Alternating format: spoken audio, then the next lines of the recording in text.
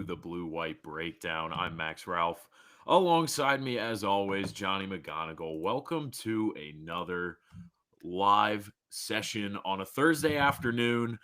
Johnny, this is a fun one because obviously we know things have not gone Penn State's way so far this year. But look, it's Ohio State week. The number one Buckeyes are going to be raring to go against Penn State this weekend. And like no matter the fact that Penn State doesn't have a lot to play for this weekend, they're going to get up for Ohio State because this is a rivalry. It's a lopsided rivalry, but it is a rivalry. It's something for Penn State to play for.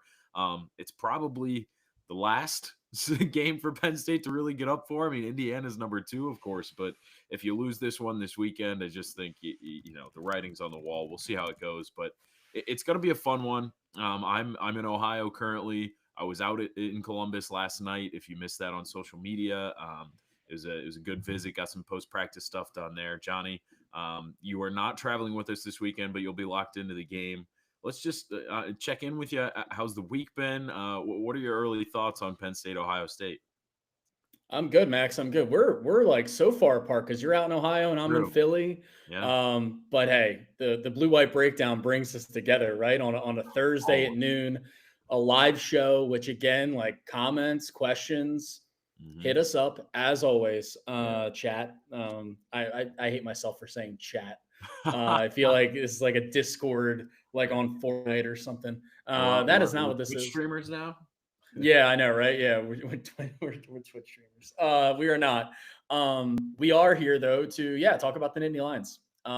Talk about a game that still matters a lot, like beating Ohio State, or at least at this current state where Penn State is in, being competitive, like matters a lot. Like going out and showing some effort and putting something together and putting at least a scare into a team that really has coasted. Like Ohio State has not been challenged so far. I mean, you could argue week 1 against Texas, they were challenged a bit with Arch Manning putting together like a better second half than he did the first half in a game that looked like it might be ugly and honestly was uglier than the score indicated. Um, but this is a game that, of course, Terry Smith and the Nittany Lions, they will get up for. I almost said James Franklin. That's getting weeded out. I know. I Um, keep doing it myself too. Every time I'm like going on our budget and saying after Penn State practice, I'm gonna have a follow up on, and I keep writing James Franklin instead of Terry Smith. It's yeah, like old habits die hard, right? old habits die hard, man. But you know what? Penn State would like the old habit of losing to Ohio State to die hard this weekend. And Yeah. also just something to throw out there too. And I know that you guys have had some good pods this week, and I know Stephen Means was on, Yeah. with Bob, and so was Doug Maurice, and something that got brought up there too, being like this is the last time Penn State and Ohio State will play each other for a couple of years with in the new Big Ten. They won't play each other until 2028. So this is the last time that for a bit at least, unless they meet in the Big Ten title game next year or the year after, that Penn State will be able to get one over Ohio State. So yeah, just intrigued to see how this team looks coming out of a bye week, and really with like nothing but being the spoiler to play for. Yeah, it's really interesting, Johnny. One of the things that I love about this matchup, ironically enough, obviously the last time Penn State beat Ohio State was the block kick in 2016, but before that was the only other time Penn State's had an interim head coach in program history, at least in the regular season, with Tom Bradley. He went 1-3 in the 2011 season, but he did get the win against Ohio State. So, there's some precedent for Terry Smith to make some history this weekend. It's really interesting stuff. It's going to be a fun one. You mentioned the other podcast. Yeah, Bob did a great job with Stephen Means and Doug Maurice. Appreciate those guys for coming on. If you missed those, go check them out. And as always, we make our predictions here on Thursday afternoons on the live show. So, and we did get a guest pick from Stephen Means this week that we'll be able to share. We'll get to that at the end of the show. Johnny, we do actually already have a couple of comments going that I'd like Yeah. to address. This one, it's just pretty funny from Tyler. An emoji laden comment that I'm cracking up at. OHIO, my Buckeyes are going to ruin the last hopes and dreams for success Penn State has this season. The closest Penn State will ever get to beating my Buckeyes is in a dream. I appreciate the enthusiasm, Tyler. Like I wholeheartedly respect that, and I love the emojis. You're Yeah, really passionate about this.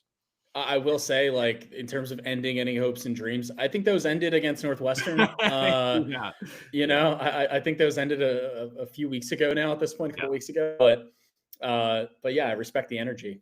Yeah, I think you could argue that the hopes ended at UCLA even, Yeah, but yeah, yeah, and like, look, we talk about Penn State's going to get up for this game, of course, but they're 20.5 point underdogs. Like, no one.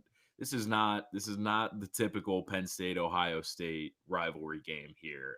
It's very different circumstances for a lot of reasons. One other comment from RK17.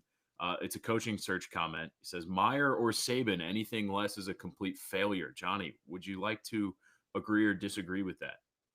I mean, setting the bar at if you're setting it at Saban and it being anything less is a failure, then you're saying like go out and get the greatest coach of all time. Otherwise, you suck. Yeah. And pull him out of retirement, even though he retired from his post that he could have had for as long as he wanted. Mm-hmm. He retired because of NIL and where college football is going, and also he's like 70 some years old and just wants to chill on his lake and golf. So I think that's a pretty unrealistic bar to set. And then when it comes to Urban Meyer, like, yeah, he's available, right? I mean, he's out there talking on Fox every weekend, but is it going to be Jags Urban Meyer you get, or is it going to be Ohio State, Florida Urban Meyer you get? Is a guy like that who hasn't been in college football for a while going to want to come back to what college football is right now? Yeah. And is he like built for that? I think that's a big part of the conversation. Conversations that have happened. Like Urban Meyer has been in on every major opening, at least like he's either called or the school has called him. He's been on every major opening like that has been open over the last few years. Yeah. So yeah, I don't see either of them being Penn State's head coach. So I'm sorry. I think you're going to be disappointed. I'm with You, not you, Max. You being Yeah, the yeah, yeah. No, no, our commenter. Yeah. I will say, like, I think Urban Meyer's name is one to keep in mind. I don't necessarily. I'm with you. I don't think he's the next head coach at Penn State. But I don't think Nick Saban is very far fetched as a name, and I wouldn't even Yeah. suggest it as a possibility. No. Urban Meyer is at least maybe like a 1% chance, is what I would say. And like, Maybe I don't two, know. maybe 2 or Maybe 3%. two. Yeah, it's not Yeah. impossible. That's It's the not point I'm trying zero. to make. It's not zero, which Nick Saban is zero. Yeah, right. Absolutely. And yeah, I think the point that you and I have made a couple of times when Urban Meyer's name has come up that you just said is like the last time he coached, for as successful as he's been in his career, was a completely different college football. You need a guy who's willing to embrace the transfer portal, NIL, and Pat Kraft said exactly that when he was talking about it. I don't think it's going to go there, but we're on the topic of coaching search, so maybe let's stay here, Johnny. There is an interesting name on the Ohio State sidelines that has gotten probably as much buzz as anybody over the last week and a half. Obviously, right when it started, it was all Matt Rule, Matt Rule, Matt Rule. Sounds like he's getting an extension at Nebraska, which could kind of change things. Maybe. Johnny, I think you have some thoughts there as well. But as far as the name this weekend goes, Brian Hartline, the offensive coordinator for Ohio State, who has been the wide receivers coach extraordinaire for so long, doing a nice job in his first go around as the OC, but he acquires talent, and he is a name that is getting some buzz for head coach. Johnny, what do you see there? Yeah, so I'll start quickly on Rule because you brought that up, and just to address it quickly, yeah, we're recording this again just past noon on Thursday. I think it was late Wednesday night that some reports started to surface that Rule is due to get an extension. By the time you're listening to this, he might already have a contract extension. One thing to just keep in mind there is, and the positioning and the framing from Nebraska, certainly, and Nebraska fans absolutely will be that Matt Rule is choosing to thwart any, put away any, coaching search stuff, and he is here to stay in Lincoln. If it is publicly available information, I'm not sure what the FOIA situation is in Nebraska, but keep an eye on that buyout in terms of what a school would have to come in and pay, because I don't think him signing a contract extension is necessarily prohibitive for Penn State if he is ultimately the guy that they want to go after. Because I don't think he is like the number one overall candidate by any means at this point, but he certainly is one.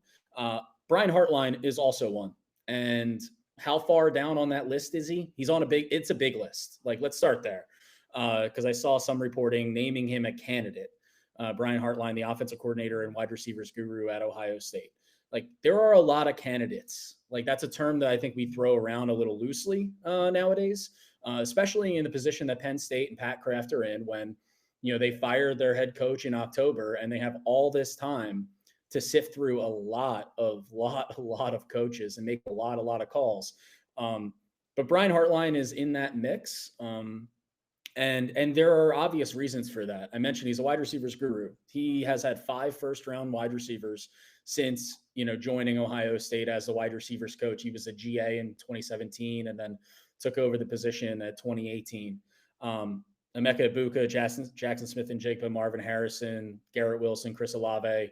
And then they've got Jeremiah Smith, who's pretty damn good, who might be the first player off the board in 2027. And Carnell Tate, who is like the most probably underrated or overlooked wide receiver in the country because of how good Jeremiah Smith is. And we all know Penn State's biggest problem over the last few years, really. It is wide receiver, recruiting, developing, putting guys in the league and, not seeing them transfer and then, do a little bit better than they did at Penn State. So that's the biggest thing. He's also 38 years old, NFL experience, has been at a program that has won a crap ton of games, since he's been there. He's not the only reason for that, but he's certainly a key cog in that machine. He knows what winning a national title looks like. He knows what it feels like. He knows what that program should operate like. He hasn't run a program yet and never been a head coach. He's new to the play calling deal, only 7 games in. So there are obvious, and I outlined this really in detail in kind of a analysis column kind of deal that posted on Penn Live earlier this morning. So if you haven't already, go check that out. But there are obvious reasons why Brian Hartline would interest Penn State. And there are also obvious reasons why, Penn State would be hesitant to actually make the call to Brian Hartline. Right. Yeah, I'm with you. I think he's an interesting name. I think when you look at the things that Penn State has to do, want to win national championships, but clearly James Franklin wasn't getting the job done.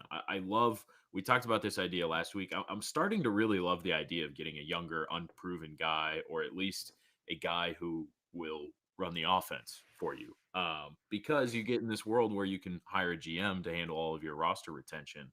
And suddenly a guy who's going to develop offensive players begins to look a little more intriguing, in my opinion. You can really focus on the X's and O's as a head coach, but also Pat Kraft wants to win national championships, and you're not going out and firing James Franklin, who has a steady floor of success, unless you're looking to make the big swing and get somebody with a bigger name, right? So it's interesting how this plays out, and obviously the openings at Florida, LSU, anticipated openings at maybe Auburn, whatever. There are other big ones that are going to come available still. That's going to change how Penn State's plan goes. When this thing started, and Johnny, you wrote a column about it this week. That's worth a read as well. When this thing started, we said, okay, Penn State's either the premier job, at worst number 2 in this coaching cycle. You could argue right now Penn State's the number 3 job, and it may get even lower. Maybe it's somewhere between number 2 and number 3 right now. Probably, I think we'd all agree LSU is number 1. But this could really change the pecking order of candidates for the Nittany Lions. It could, and then also future results, which I think you outlined earlier this week too. Something to keep in mind with this coaching search, and part of the reason why, again, the results on the field and picking up a 3rd loss against Northwestern, season being over, that made this kind of a easy decision, I think, on Pat Kraft to fire James Franklin when he did. But again, another part of this is something that we've harped on really from the beginning, was allow yourself as much time as possible to talk to as many people as possible. But at the same time, Penn State's kind of going at this week by week in terms of what candidates are going to be ultimately available when they want to make this hire, which you have to believe it's going to try to come after the season, like after the regular season, given the timing of the early signing period, the portal opening up after the national title. They might wait through a playoff run for one or two candidates. But when you're looking at guys like Mike Elko, from Texas A&M, and Kalen DeBoer at Alabama, Eli Drinkowitz at Mizzou, them losing last week to Vanderbilt, like these results matter in terms of like, okay, is this coach going to be going to the playoff? Are they going to get a first round bye? How long might we have to wait if we want to make them the coach? Like, are they going to want to leave their school if they make the CFP? That's a part of this math that's going on right now too. And then you got Rule, right, who looks like he's probably going to get an extension. But again, crazy things happen in coaching searches. We saw Pat Kraft knows that firsthand. The guy hired Manny Diaz at Temple, and then a couple days later, he left to become the Miami head coach. Right. Now that was, I think, a little different circumstances. Like he didn't think the Miami job was going to be open, but still, crazy stuff happens. We've got a governor down in Louisiana saying that LSU's AD isn't going to hire the LSU head coach, which I don't blame him, by the way, because he's the one who had to pay out the buyouts and give out the contracts to Jimbo Fisher at A&M and then Brian Kelly. So I don't necessarily blame the governor down there. But like overarching point, crazy stuff happens in coaching searches and on the coaching carousel. And this is very much a day by day, week by week thing for Penn State. That is why part of the reason why they made the decision when they did and why they have reached out to so many people during this whole thing. Yeah. And just to follow up on your point about we probably can't wait until a college football playoff coach is done. And we've talked about that on past podcasts. I mean, you got to get your recruiting in order, early December. But one thing that we haven't mentioned that really works against a CFP guy is a change in college football this year that I do think, I want to say, like, personally, I think is a good thing, but for a team going through a coaching search is a very, very bad thing. The spring transfer portal doesn't exist anymore. You get one transfer portal at the beginning of January, and there's a chance that, like an outside chance, right? But there's a chance that the guy that you want is still coaching games for his current team after that transfer portal opens and closes. Now, teams that have a national championship get an extra 5 days, 10 days. I don't remember. Teams that move on past that window get a couple extra days for players to enter. But that's like, you're not bringing an entire team. If it's Mike Elko and Texas A&M goes to the national championship, you're not getting Mike Elko's entire Texas A&M roster to Penn State. You might get some players probably in that extra portal, but you might lose a lot of the high school recruits that are committed right now that may end up signing elsewhere. You're not going to have a chance to recruit guys who are in that one-time transfer window at the beginning of January. You're toast. I mean, the setup of college football right now, like I said, I think it's a good change. Having one transfer window makes sense to me, but that's really tough for a new coach in this situation, because even if you hire a guy in December, you have 1 month to scout, recruit, and figure out what you're doing in the next season. So it's really interesting. But yeah, for a lot of those reasons, a CFP guy is probably not the job. Is probably not the guy. It's just tough. And we keep saying that, but just new thoughts come up each week, and it's like, well, it's not going to happen. Right. And I guess even building on the Brian Hartline conversation we had on that point, is Brian Hartline, is it going to be one of those situations like Bill O'Brien did when he was the offensive coordinator with the Patriots? And I know very different time, but back when Penn State hired OB, he was still coaching the Patriots during the playoffs into their Super Bowl run after like already agreeing to become Penn State's head coach. Now this is a very different time, but like, if that's not possible, then if you're looking at Brian Hartline, are you going to wait until, like, Ohio State's the prohibitive national title favorite? I think they're like plus 250, like 5-2 odds to win the national title at this point as we enter November.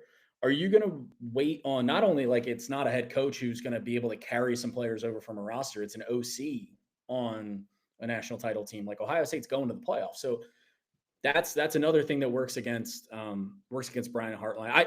I ultimately, like, I understand like why some fans would be enamored by him. I don't think I don't think, like, again, I don't think he's going to get that call. Um, I think Penn State will end up going with a sitting head coach. I'm interested to see how Brian Hartline's career pans out Yep. if he's not the Yeah. Penn State head coach. Like, does he stick around at Ohio State and do a Kirby Smart where, Kirby was the defensive coordinator at Alabama for what, 8 years before waiting for like that big job to open? Um, is he going to wait around for Ryan Day to maybe go to the NFL? And who knows how long that might happen or if it happens. Does he take like a Tulane, like if John Sumrall gets the Arkansas job, say, Mhm. and Tulane opens, if Rhett Lashley at SMU gets the Arkansas job, is that something that Hartline would go to, cut your teeth at a smaller but like really good program that has proven track record of success in recent years?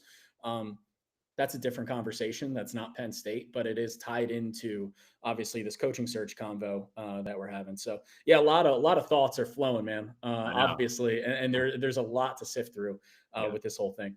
Yeah, live podcast, live blue-white breakdown here on this Thursday afternoon. Because we're live, we're able to answer questions, comments. If you have a question you want us to get to about Penn State, drop it in the chat. We'll try and get to it. So many thoughts. Johnny, I asked you this question, and let's just make it quick this week because we got other stuff to get to. I asked you this question last week. I think it's worth doing it again this week. Who do you think is the Penn State head coach next year, and who do you think would make the most sense? These are probably two different guys. I'm sticking with, I like Kalen DeBoer, man, but again, it's just in terms of like who I would want. Like Mhm. I think that's unchanged. I think he would be a phenomenal fit at Penn State. Yeah. Them being Alabama, not losing to South Carolina hurt in terms of like his candidacy for the job, because if they lost that game, puts the CFP into question. Does Alabama push fans and boosters or whatever push him out? Makes it a hell of a lot easier. Them winning that game, like I think Alabama. Who knows in the SEC, but I think Alabama is going to make the CFP and probably make a run. So, in terms of like who I think it's going to be, I don't know. I know I like threw that like the whole thing about the buyout with Rule. Um, I do think though that that's like it's still a thing. Like obviously the guy if he signs an extension, like that's still a hurdle you have to get over. Um, I like man. I don't know. I really don't know. I actually like No, don't. I I don't think there's like a guarantee. Like okay, this is I feel really good about this person is going to be the coach. Like last week for me was Rule. mm, Um, but I do think this extension has, if it comes to be, throws a spanner in the works. yep, I'm with you. I think for the past 3 weeks or 2.5 weeks since James Franklin was fired, I was riding the Rule train all the way. Things I'd heard, just making sense. It all kind of led toward Matt Rule, and right now I'm a little in no man's land. If he's sticking at Nebraska, I still think Drinkwitz is a really good fit. That is possible because Missouri's probably outside of the CFP right now. Um, if Vanderbilt collapses, Clark Lee could make sense. And hey, two Vanderbilt coaches back to back in the coaching search for Penn State. But I think I'm with you right now as far as I would love to see Kalen DeBoer at Penn State. I think it's a guy who has a history of good offenses, has a kind of a grassroots background. Came up from the NAIA ranks. I think he'd really fit well with the culture at Penn State. But again, predicates itself on Alabama not making the CFP, which not impossible. They did not look good against South Carolina this past weekend. But there's a lot, and I would say Mike Elko is also one who is not going to happen, but would be really interesting because I think that guy can really coach. Yeah, Leader it's Duke and now Texas A&M. right, and he did a great job at Duke, and what they're doing at A&M is obviously very good. Trying to like if they continue to have success, like trying to pry a coach away from a program like A&M that is just like a oil spigot full of money, like that would be difficult. But the guy is from New Jersey, and he has ties to the Mid Atlantic area. But speaking of Duke coaches, Manny, I know. He's interesting because he's one like he would absolutely have support at Penn State, right? Like especially within the player base. Anybody who was here while he was here. I say here, I mean Penn State. Any of the players who were under him on the defense loved him. Like, he is a motivator, unlike Penn State has really had in the past few years. Like, he is top notch as far as motivating a team goes, and he's also a really good defensive coordinator. But obviously, it did not work for him at Miami, and it's kind of at Duke right I now. I thought he got a raw deal at Miami. I Yeah, think they were like so hell bent on getting Cristobal in there. yeah. I I thought he mean, got short. I think he got shortchanged there a little bit. And I will say though, like I don't think he's not up there with the Elkos, DeBoers, even like Marcus Freeman's. Even though yeah, Marcus Freeman, uh, I'm sure he's pretty happy at Notre Dame. yeah. I would think at least. And if Freeman goes somewhere, I feel like it would be the NFL, if anything, Mm. which could then be a trickle down effect of maybe Clark Lee going back to Notre Dame, who he was the defensive coordinator under Freeman. Anyway, we're getting way far ahead of ourselves. We are really into Um, the weeds. but what I'm getting at is I think there are big swings that Pat Kraft is making. He is stepping up to the plate and making big swings. And I don't see Manny Diaz as a big swing. I think like Yeah, I don't like the term backup plan, but he kind of feels like that a mhm. little bit. Could be wrong, but that's how it kind of feels right now. I'll make a bold prediction before we move on because Sure. we should, but I don't think that we're going to categorize the next Penn State head coach as a big swing. I just don't. I think the way the chips are falling right now, Signetti extension, Rule extension, LSU, Florida opening up, Alabama, Texas A&M making the playoff. Just the way this is going right now is really not in Penn State's favor. It's like a Drinkwitz makes a lot of sense, and I think that would be a home run hire. But he has a background in the South. There are jobs down there that are gonna want to target him. Petcraft's got his work cut out for him to get the next guy, and I'm not ruling out the fact that the next coach is a home run, but I just think the odds are definitely in favor of it not being one, and I have a feeling that fans may be unhappy when this is all Yeah, said and done. like the doomsday scenario of this search is like, okay, you called Urban Meyer and got the vibe that he is not a fit for today's college football. A&M and Alabama make the playoff and they go on runs, and it's like, okay, we can't, we Yeah, can't we can't wait. Um, Drinkowitz goes to Auburn or LSU. Lane Kiffin goes to Florida. and Uh, then Ole Miss has an opening. and Ole Miss has an opening that maybe that's John Sumrall, maybe that's Alex Golish. That's another name that could be thrown out here. Who while he's doing a really good job at South Florida. And just a shout out for Byram Brown, the quarterback for the Bulls. That guy should go to New York for the Heisman ceremony. He has been unbelievable this year, especially if USF makes the playoff. That's completely on the side. Alex Golish, though, from Ohio, originally has Big Ten experience. So that's a cheeky little name to keep an eye on. There are a lot of names to keep an eye on. Or Johnny. you're putting your hand up. Is the extension out for Rule? It's official now. Okay. It's 2 more years, which gives him through 2032, which includes Okay. a $15 million buyout this year. And in Pete Thamel's tweet, ESPN's Pete Thamel, he says, "So effectively eliminates him from any jobs in this coaching cycle." So yeah, I like we already were talking about the fact that he's probably not a possibility. Um, a $50 million buyout is prohibitive for Yeah. any team. 15 or 50? 15 for this Okay. season alone. Okay. Yeah, Yeah. Yeah, that's a lot of money. yeah. I don't know. It's like we said, the dominoes are not falling in Penn State's direction right now. Yeah. Um, Yeah, but the yeah, doomsday, that whole scenario I was talking about, like there's a world in which, all of the big swings that Pat Kraft wanted to make, that they strike out on the big swings. yeah, And that might be okay. Like, by the way, like, there have been many coaching searches in the past where it's like the number one, number two, number three candidates that teams wanted, like, end up failing miserably, or like they benefit by not getting that guy. Like A&M, like their fans were, I think, pretty lukewarm to disappointed on Mike Elko. Yes. Like that didn't feel like a huge win by them. LSU fans at the time, even though the whole family thing and all that BS from Brian Kelly, there were a lot of people who were like, look at this guy is leaving Notre Dame because he wants to win a national title. And this is going to there were a lot of people doing like the whole, oh, like I never said that was going to work, when a lot of people said it was going to work down there and it clearly has not. So it's impossible. There's always inherent risk. There's inherent risk with any hire. We use the term home run hire because like there's a perceived notion of like, okay, this coach is really, really good. But at the same time, like a lot of it has to do with fit. A lot of it is luck and circumstance and everything else. Yeah. Let me throw one name out at you that I've been thinking about. He's not out there a whole lot, but done a nice job where he's at.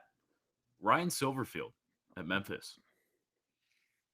Yeah, I don't know. I think Ryan Silverfield has kind of been like living on a razor's edge at Memphis. Like there was even like a year or so ago, like there was a thought that like he might not be there for the long haul in terms of like success. Like this year they've done really well. They're 7-1, also 7-1 against the spread. Memphis Memphis once again featured in my picks against the spread column that goes up every week and is up early this morning. Memphis has been a fun team and they are in the mix for that non-power conference CFP spot. I think whoever wins the American is going to get that, whether it's USF, Memphis, Navy, Tulane, North Texas. It's a fun name, and he has worked in the past, with Mike Norvell, and that's another one, by the way. Florida State could open. That feels like a fit for James Franklin. Feels like a fit for old James. You're not buying the James to Virginia Tech rumors. Not right now. No, I'm not buying it. Yeah. No, I think a part of it is loyalty. Like they just fired one of his good friends, Brent Pry. Another part of it is like, I don't know if they like. I've been to Blacksburg, and I don't mean to, diss the good people of Virginia, good people of Blacksburg, but I wasn't that big of a fan of the town, and I was there for 2 days. So I don't know if James and his family would be all about Blacksburg. That's just me personally, but I don't know. The guy said he wants to win a national title, and I don't think you win one there at Virginia Tech. No, I'm with you. I think James probably ends up in the South. One other name. I only bring up Ryan Silverfield just because, look, they've had double-digit wins the past 2 seasons, and they're 7-1 right now. I don't necessarily think he's really on the radar, but it's just a name. One other one, Bob Chesney. That's one where I think like you could. I think there could be some smoke there. And again, we talk about the dreaded backup plan, like term. Like he's the coach at JMU. Like a lot of Penn State fans would not be thrilled with that just on optics alone. And it would be kind of seen a little bit as like trying to recreate the Cignetti, Indiana experience, taking his replacement at JMU. But he's a Central PA guy. He's won at every single stop. He's young, he's hungry. And that's one where like, I know this is not something fans would want to hear, but he's low cost. Like, and if it doesn't work out, then you just move on after a few years. But we actually had that idea presented in the chat here. I think Andrew said it a little bit ago. He said, go bold, grab a young guy who you don't have to pay a whole lot, focus on players. Cause some of the money does come from the university now. I don't hate that. I mean, we're talking about this situation is not going in Penn State's favor with all of the top quote unquote home runs. Yeah, why not? Why not go for the young guy? In this college football atmosphere, you really probably only get 2, maybe 3 years to prove yourself at any job because you can win. Kurt Cignetti is the model now. You can win instantly anywhere. You're not going to get a long leash. Penn State's not going. Pat Kraft is not going to give a long leash to whoever he hires. I don't hate a Bob Chesney idea. Guy is from Coltmont, PA, very small town, just a little bit east of Penn State, and it's interesting. Look, he wins. He wins. Look him up. He wins to steal Kurt Cignetti. Google him. Google him. The guy wins. Google him. 2 things to add on to that general point, because you mentioned Pat Kraft, and if a if you go with like a bold but like kind of under the radar hire and they don't work out, I will say too, like, I mean, moving on from James Franklin and being able to make this hire, I do still think that this is very much like a legacy hire for Pat Yeah. Kraft. Oh And yeah. I mean, if it does, like, that's where the pressure is on in terms of like going outside the box a little bit, because if it doesn't work and it's kind of an outside the box hire, and there were some questions when it was even when the guy was hired in the first place, and it doesn't work out, then that reflects on him. So that's one thing to consider. But with any of these head coaches to consider, I think Penn State's going to be having a GM here soon. A guy who, a guy or girl who is like tasked with putting together the roster, with talent evaluation, with handling negotiations and contracts, all that kind of stuff. James Franklin, who micromanaged everything, sometimes to a benefit, sometimes to a fault, handled that kind of stuff, or at least was at the forefront of it. And so to have a GM in place for whichever coach is hired is going to be a benefit. It's going to be a benefit in terms of identifying talent and building a roster and all that kind of good stuff. Yep. Absolutely with you. Let's move on to a couple of thoughts that I had. Live Blue Eye Breakdown, drop some questions, comments. Matt Rule, extension at Nebraska through the 2032 season. Fairly pricey buyout that probably takes him out of the running. If you missed our long talk on the Penn State coaching search, it happens every Thursday. It's going to every Thursday. You can back this up a little bit if you're with us live, or you can go back to it whenever you want. It's going to be recorded later. I want to talk about Ohio State and just the sustained run of success that the Buckeyes are on right now. I went to Columbus last night to their post practice interview sessions, and I went in with kind of the idea of saying Penn State was the number 2 team coming in this year. Things collapse. James Franklin's fired. 4-game losing streak. Everything's just kind of bad right now, right? Falling under expectations. And obviously, the story the whole time was James Franklin can't win the big game, blah, blah, blah, blah, blah. Ohio State, while part of it might be just the fact that their resources have always been off the charts and they're always able to recruit, bring in top guys year after year, to me, I wanted to see if there was something else there, if their approach was a little bit different, if the vibe is just different. Like, can you attribute the fact that this team comes off a national championship, now is 7-0, number 1 team in the country, and might have a better team this year than they did last year? A defense that is allowing less than a touchdown per game, to opponents. It's unbelievable. I wanted to see, and I think I found what I was looking for. I think I found what I was looking for, because Ryan Day obviously gives it's not how he said it, but essentially says we want to go 1-0 this week. We got to prepare the same every week. Every team in the country at every level of football does this. It's absolutely the truth. Everybody has a schedule that they keep the same every week. It's important.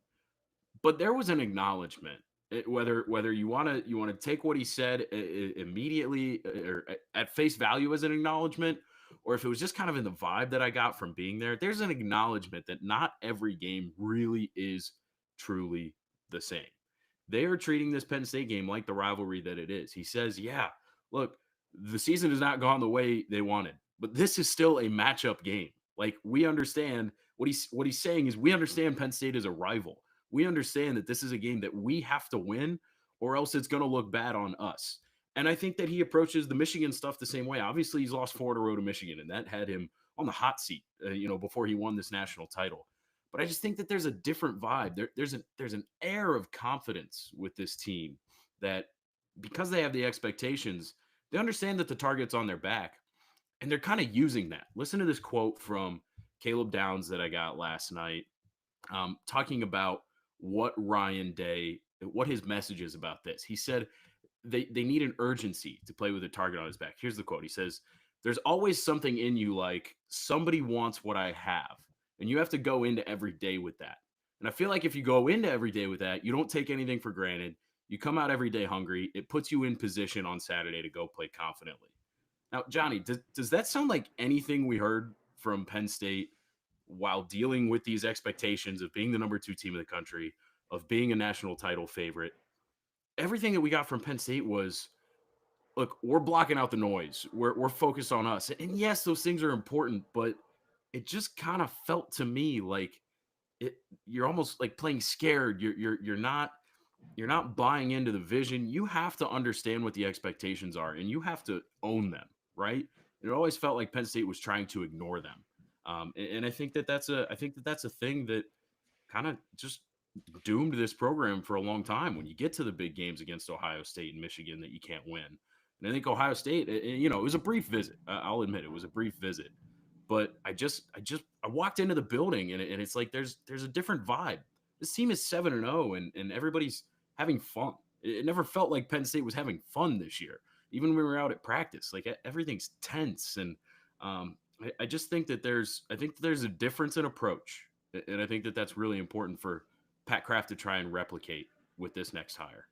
Yeah, and I hear all that. I mean, a part of that approach, a part of that culture that Ohio State has is, I mean, they just won the national title. Like they lose like one or two games a year. And I think that's a part of the reason why they've had so much success, but it's also like what's the opposite of a double-edged sword? Like a double positive, Mhm. right? Like, they're not getting stuck with it. They're like they have cultivated this, which has helped them win, and then winning has helped them keep this mentality. So, Mhm. like, whereas Penn State, I do think that they did embrace some of the expectations, like talking to Nick Singleton in August, like saying like I came back to win a national title, like so there were like Penn State embraced it in that way, but they had to have in the back of their minds, and maybe this is why they seem tense at practice and like very like intent on being perfect because they knew that they weren't,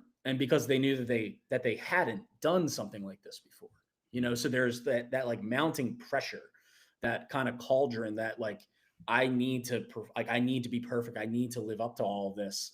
Whereas Ohio State's like, yeah, like we do it every weekend, except for against Michigan, pretty much. Like, Right. this is just what we do. And a part of that is obviously that confidence stems from having supreme talent, like having supreme talent, and knowing that you are good enough to not only get the job done on any given Saturday, but to ultimately get the job done and win the whole damn thing. Which, like, they have been really impressive this year. I will say, like, the resume, like, I'm not saying they're as good as they were last year yet, because I don't think they've like the competition that they faced so far. Like, I don't think Texas is very good, frankly. Like, I like their defense, but that's about it. So we'll see. But I think like certainly they're going to be in a position. They're going to be in the Big Ten title game. They're going to be in the playoff and probably make a really long run. Yeah. Well, so one other point that I'll add too is that I posted a quick little video as I was walking away from the facility last night on Instagram, and one of the comments was like, listen to a Ryan Day press conference, then listen to a James Franklin press conference. Like, there's a Yeah. really big difference in the way these two run their programs and the way they market their programs. I just think that Ohio State's got it figured out in a lot of different ways. It's talent too, absolutely. That's a big difference. Um, but it's just they're run differently. Ohio State has it figured out, and I thought that was really interesting from Yeah. last night's visit. And one more point to add, like, it's weird because you said that Pat Kraft should, try to find someone, find a head coach who can, obviously, like, that's the goal. Like, Ohio State is the Right. goal, like, to try to Yeah. replicate that, right? But what I'm getting at is, like, Penn State did try to replicate like the blueprint this Mhm. year for Yes, they did. Ohio State. Like, they tried to, I mean, they went out and got their defensive coordinator. And then the blueprint of, hey, instead of like going out in the portal and spending like crazy, let's use that money to retain talent. And it's the same thing Mhm. that Michigan did a couple of years, or Yep. a year prior to Ohio State doing it. Yep. And like on paper, it makes a lot of sense where it's like, hey, these guys are going to go to the NFL. Let's pay them and keep them here and just run this thing back. But when the talent isn't like Ohio State level talent, like, there's a difference. There's Mhm. a unique difference there. They just had 14 guys get drafted, which is another Right. thing. Which is another thing. They just had 14 guys get drafted, and they're 7-0 and still the national title favorite. It's ridiculous. But like, it's impossible to replicate the mentality. It's impossible to replicate like the culture when so much of that is baked into their success, and Penn State has not had that. No Mhm. one has like there are only a few teams across the country, a few programs across the country have had the kind of success that Ohio State has had. Mhm. And so, yeah, it's really hard to replicate. James Yeah. Franklin tried. James Yeah. Franklin tried for 11 years to catch up to this program, and he did a pretty good job of coming close. Like literally Yes. in pretty much Yeah. Mile every away. game Penn State played Ohio State, it was a close game. Mhm. And he just came up short, like a lot of teams, a lot of coaches would. Yeah, I think maybe my argument here, because I agree with everything you're saying. I think my argument extends like to the off the field stuff and the Yeah, way the way the program is run and the mentality, because yeah, you can't like just duplicate it, right? Um, but Penn State kind of bought in and followed the Ohio State model this year, as you said. Like they pushed all the chips in. And Pat Kraft says, "You're not doing good enough, James Franklin. We got to go somewhere else." And he stands up there in his press conference and says, confidently, pounding the table many times, "We have elite level resources. We're going to be able to compete." And if Penn State's going to do that, there's another layer that has to come with it. I never felt like Penn State had the arrogance. Like arrogance is not always a good thing, but I feel like you have to have a bit of that in college football this year, this era rather. And James Franklin never instilled that in his teams, in my opinion. And so I um, agree. I just think that I think Penn State's knocking on the door, as it has been for quite some time. But I felt like going to Ohio State and kind of seeing how things operate there, it just kind of made a difference in my mind. I felt like there were tangible differences and intangibles. Let me make that as clear as mud. Yeah, no, it was a good column. I read it this morning. And if Penn State fans haven't read it, or if there's a rogue Ohio State fan still in the chat, like there was earlier, Yeah, maybe give it a read and lap it up, because I'm yeah, sure Ohio State fans right now are loving, yeah. this whole thing, right? I mean, it was already like, hey, we're 11 and or excuse me, yeah, 10-1 against you under James Franklin. Like we don't need any more ammo, but now like Mhm. we're 20-point favorites against you at home. Like they're probably riding high right now. Yeah, like a couple of people in the chat have mentioned. Lane Kiffin's got a little bit of arrogance. Kurt Yep. Signetti's got a little bit of arrogance. It's a Um, lot of there's that real like kind of that like FU energy yes. that you need to be Mhm. a like real winner, especially in today's world, like in today's college football world, like to attract the level of talent that you want to win a national title. And Yeah, that's in recruiting, that's in the portal. Like you gotta be cocky. You gotta like, I mean, yeah, Nick Saban, like the way he carried yeah, himself. I know, like, I mean, come on. Like yeah. Kirby Smart has a bit of it. Urban Even though Meyer. Urban Meyer, like, so I get that Penn State should seek that. They Hmm. should. Like the all shucks real nice guy, like that doesn't which which is funny I say that because like Kalen DeBoer is kind of like that. He's kind He of like is more of a a little soft bit. spoken, but I mean Yeah, he's a damn good coach. yeah. Um, Eli Drakowitz, turn on one of his press conferences. He gets spicy. He's funny. Mhm. I don't know. Yeah. That's not like the only thing you're looking for in a coach, No, no, no, no, obviously. no, but I think But it's a factor, and, like, while yeah, Ryan Day is a very well buttoned up guy, like, he definitely gives his team that attitude. Look at him yeah, calling out Lou Holtz on the field, what, 2 years ago? Like, that's a 75-year-old man he's yelling about, like, it's just like, it exists, like, Dan Lanning has a screw loose, like, the top hmm teams in college football have an identity, and Penn State didn't have it. And I think that is a yeah. very key reason why this year, with all the chips pushed in, things fell apart. One of the things that I know some Penn State fans reached out to me after the Oregon game, before this really all fell apart. Mhm. One of the things that they were really like just upset about or just like annoyed by was in that whiteout game when something went against Oregon or something good happened for Oregon. Like, Dan Lanning looks like he's like out of his mind on the Mhm. sideline. He's like seething. He's like foaming at the mouth. Whereas like when something bad happened to Penn State, James Franklin just like and like kind of looks like he's certainly not checked out at that Yeah. point. He certainly cares, but you want some fire. You need the vibes. I Mhm. mean, They kind of had it in 2016 They when it was did. back against the wall and Yeah. James Franklin's over there like breaking Joe Moorhead's ribs by punching him so often, like on the sideline after big touchdowns. Like you need that juice. And Penn State, they went into that Oregon game way too tight, and they came out of that Oregon game with their heads way too low, and they did not have the juice. They just didn't. Yeah. Thomas says talent is what is needed. Attitude is not the answer. Yes, It's both. It's both. it's both. I think that the attitude from a head coach attracts talent is I think part of this in this day and age. But we could go on and on about it. Yeah. Obviously, Penn State is in an interesting position. Johnny, we're already into our 51st minute here. It's been a fun one, honestly. It's gone by pretty quickly because we've had so much to talk about with coaching search and everything. Let's make our predictions. I'll read off what we've got from Bob Flounders here, who is not on the podcast. He says his players on the spot are Penn State's cornerbacks. Jim Knowles may get the safeties more involved in run support this week. AJ Harris, Audavian Collins need to try and minimize damage from Jeremiah Smith and Carnell Tate. Don't be surprised if Lions O-line can't handle Ohio State's pass rush and long yardage situations. He says effort's not going to be the problem. It's just a confident Buckeyes side is more talented. He's going Penn State 34, Ohio State 34, Penn State 9. Joe Hermit, photographer extraordinaire. He's given Ethan Grunkemeyer the spot this week, his second straight start, hometown start for Grunk, who is from Lewis Center, Ohio, just 20 minutes north of Columbus. He's going to have to make a few chunk plays, and don't be surprised if the Lions take some risks, go for it on fourth down, trick plays, fakes, whatever, go down swinging. He's got Ohio State 27, Penn State 13. Only one of 5 picks this week, by the way, to have Penn State covering the spread. That is a nugget for you. If Joe gets it right and you bet on Penn State for the points, you can thank Joe.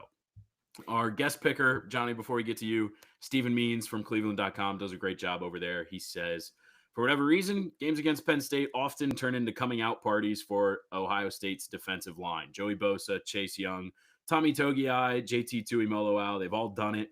Caden Curry quietly has the Big Ten's best 7 sacks this season. If anyone can do it, Caden Curry. Don't be surprised if this turns into a Jeremiah Smith game. Despite his counting numbers, very good. 602 yards, 7 touchdowns. Doesn't have a signature game this season. And he didn't really dominate Penn State last year, just 4 catches for 55 yards. He does mention something. This is personal for Ryan Day and his coaching staff. Jim Knowles left. It wasn't a pretty separation to be Penn State's defensive coordinator. And that factor might be worth another touchdown for Ryan Day trying to lay it on. He has Ohio State 42, Penn State 7. My pick, I'm right along the same lines here. My players on the spot, I'm going to the defensive line. Zane Durant denied Dennis Sutton.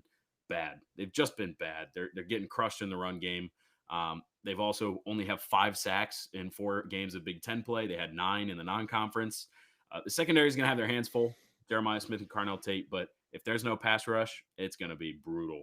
I don't be surprised if Jeremiah Smith, Carnell Tate, and tight end Max Clare, who I think is a very underrated player, all get touchdowns this week. Ryan Day and Brian Hartline are going to relish running it up on Penn State because they haven't been able to in the past few years. Even though they're winning a lot, there haven't really been any blowouts, and I think they're going to really enjoy running it up on Jim Knowles. I'm with Bob. I think Penn State's going to play hard, but just don't have the juice to do it. I'm going Ohio State 45, Penn State 17. Johnny, I've run my mouth enough. Your turn. One quick note on Max Clare. Penn State's seen him before. He played for Purdue last year, transferred to Ohio State, had 7 catches, 91 yards, and a touchdown. I mean, it was a blowout win for Penn State last year, but he's a damn good player, one of the best tight ends upcoming in this 2026 NFL draft. Penn State already played one of them in Kenyon Sadiq from Oregon. So, very interesting player to watch. What I'm looking forward to seeing most, I think, and in my person to watch, not a player, person to watch, is Andy Kotelnicki. Earn your money, brother, because this is the number 1 defense in the country, and you've got a backup quarterback and some wide receiver. Like there are issues abound on this offense. But this is like, if Penn State is going to keep this close and respectable, it's going to be because Andy Kotelnicki, who coming into this year had the reputation, and like understandably so, like justifiably so, had the reputation for being one of the most creative play callers in college football. You got to do it, man. Like, Mhm. like if this is going to be a game where Penn State is going to be close, he's got to be in his bag. And if he's not, if he's, I mean, that requires calling some funky stuff, and some funky stuff might not work. Mhm. But I think you kind of have to throw everything at the ceiling and see what sticks, and just go for it. Even Before you move on, can I say one of my favorite things Caleb Downs said last night while I was out there? sure. Somebody asked him like, "What do you do with a team like that has so many motions and stuff that Andy Kotelnicki's going to bring?" He says, "As Coach Day says, they got to snap it eventually," and that was it. He just left it at that. Pretty hilarious. That is funny. Yeah, That defense is so good, and it's not just Caleb Downs either. Like, and they lost so much yeah. from that team, but like the one of the players I've been most impressed with this entire season is Arvell Reese, their Mhm. linebacker. Like, that kid is an absolute stud. Yeah. And if it, a way that Penn State could keep this close would also be just riding Katron Allen and hoping on like 30 carries the guy can rack up like 150 yards. Yeah. But Arvell Reese is going to be on his tail Mhm. all game. So that's something to watch as well. But in terms of my don't be surprised if, uh, it's actually along the lines of what was already mentioned in terms of no, actually, that's in my pick that I talk about. Don't be surprised if the next time Penn State fans see Ohio State offensive coordinator, wide receivers guru Brian Hartline, he's on this Beaver Stadium sidelines. We talked about that, like in terms of the candidates, in terms of his candidacy at Penn State. It's a possibility. Yeah. It's a possibility. I will say I wrote that "Don't be surprised if" before I wrote a column saying I don't think that's going to happen. So I guess a little like I A little got bit. ahead of myself on that, but A little a little bit, but that's okay. He's still a candidate. He's still a guy who Penn State has talked to. The pick, look, I mentioned the Ryan Day Jim Knowles bit. Where that relationship was strained last year. Knowles left for Penn State after winning a national title. The defense has been in disarray. Now, look, they face Smith, Tate, and co. Like, I don't see this being close. I see, Ryan Day maybe twisting the knife at the end, and not giving Jim Knowles a big bear hug greeting at the beginning during pregame warmups. Like, I think Yeah. it could be frosty between the coaching staffs, and I got Penn State losing 38-10. Yeah. Let me pull up a couple of fan predictions that we got here in the chat. DFDLA 38-10, Shannon 49-6. Obviously these are all in favor of Penn State. Um, Thomas, Ohio State yeah, in I favor. talked Yeah. over myself there. Everybody knew what I meant. 42-3 for Thomas. And Zinter has an interesting point. OSU not playing at a pace that lends itself to scoring 35 plus. See this game falling into that range of 31-10, 27-9, unless turnovers throw it out of whack. And look, I do think that that's on the table here this week. Yes. I also think a couple of really long Jeremiah Smith touchdowns are on the plate. Johnny, this one's been a bit of a marathon. We started with a lot of coaching talk, coaching search talk, a little bit of Ohio State talk, made our predictions at the end. Anything you want to add before we send this one out? Yeah, just one kind of sliver of hope if Penn State fans want to think, hey, maybe we can pull this off. Look at what happened out at UCLA. Look at what Yeah, happened at Beaver Stadium against Northwestern. yeah. Like, this Penn State, they were 20 plus point favorites over those two teams, and they lost. Mm-hmm. Uh, why? Because Northwestern had nothing to lose. UCLA had nothing to lose. They were both playing with house money. Just go Mm-hmm. attack, go have fun, and try to catch this team off guard.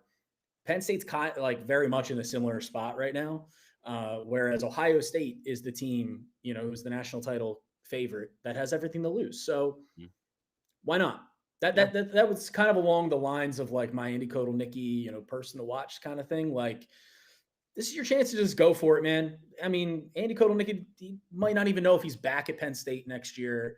Like, what is the harm in, and if you're Terry Smith, like, you might be back on this staff, but you're more than likely not going to be the head coach of this Mm-hmm. team in a few weeks or month or so.